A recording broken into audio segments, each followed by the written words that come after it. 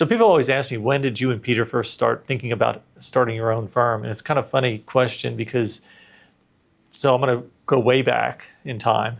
Peter first hired me at Coopers & Lybrand, which was a predecessor to PwC. It was kind of the early advent of consulting, and really we were kind of Renaissance consultants going out and helping companies with process improvement work. Peter and I would have lunch together years later, and we followed each other to different firms over the years.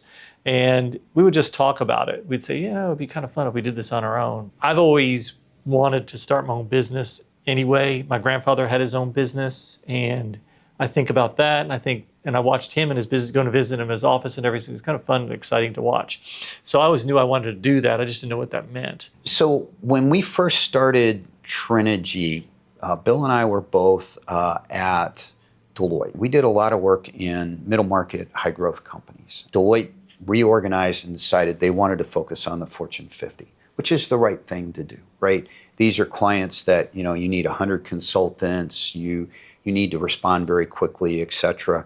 Large projects, very profitable, and that's really what you want. So they decided to kind of leave that middle market, high growth practice and move into the larger companies. I was actually doing work at Walmart and Chesapeake at the time. Two huge companies, right? I think Bill was doing work at very large oil and gas company. We were at big accounts, and we kind of looked at each other and said, there's a whole market that could be served out there with fit-for-purpose solutions, kind of the rapid solutions that we like to provide. One or two people, three people come in very quickly, solve a problem, which then often leads to other things that we can help out with. It was just kind of conversation. It's almost like we were dreaming. We were traveling on the road together, different projects, working with companies, and we'd say, hey, wouldn't it be cool if we did this on our own? We can hire our own people, do our own thing. And it didn't really come to fruition until, I would say, very close to when we first decided to make the move, which is really close to when we actually did it, because we were almost we talked about it and said, if we're going to do it, we need to do it now. It wasn't going to be a thing where we're going to sit and mull over it for years and years. We're going to do it now. First lead was given to us by a friend of mine who was like, I'm glad you're not at Deloitte anymore. Here you go. And actually, our first probably 5 or 6 clients were, we liked you at Deloitte, but we'd never use you because Deloitte's too big.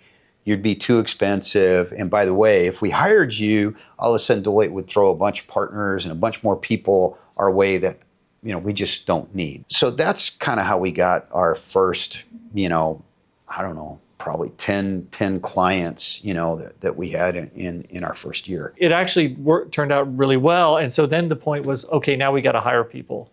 And so we decided, what we did really well at the bigger firms was taking graduates from business school and cultivating them and teaching them how to be business consultants and how to teach them how to do great work. We felt like we can replicate, and we could replicate that. So we went on campuses and started recruiting people and brought in our first class of people. I had a cousin of mine who was graduating from the University of Florida with a business degree, called him up. He was one of our first employees. And I said, get in your car, drive to Texas, and you're coming to work for us. We brought on a lot of people quickly early on to really ramp up and get them rolling on projects and helping Peter and I out on these projects because we couldn't do it all ourselves. In terms of, the first weeks, months, year, just a blur. Vivid memories of working at a camp table, sitting in camp chairs, until we could afford to buy furniture, working in small space with kind of broken air conditioning, but a lot of fun. It was